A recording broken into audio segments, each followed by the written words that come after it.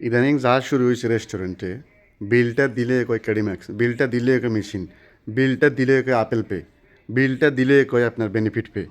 বুঝছেন নি? এই আগে তো মনে করেন ক্যাশ আসিল, ক্যাশ বিল সব কাস্টমারে ক্যাশ টাকা দিত, ধরেন কিছু টাকা কাস্টমার রাখি দিত।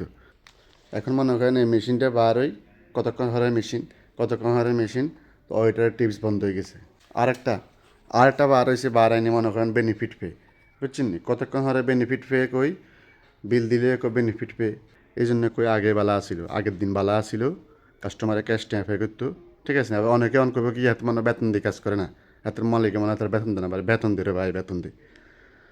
আমরা যারা মনে করেন পৃথিবীর মধ্যে যতগুলো ওয়েটার আছে, যদি টিপস না হয় ওয়েটারে কেন করতো না কেউ, বুঝছেন নি? যদি কেউ টিপস না হইতো ওয়েটারে জীবনে কেউ করতো না এত অল্প টাকা বেতনে। বাস্তব কথা তুলে ধরলাম, অনেকে কইব যে হাতের বেতন দেন, হাতের মালিকে এত মোবাইলে ভিডিও করে, বুঝছেন নি? বেতনও দেয়। আর জিনিসটা একটা বাস্তব একটা জিনিস তুলে ধরলাম।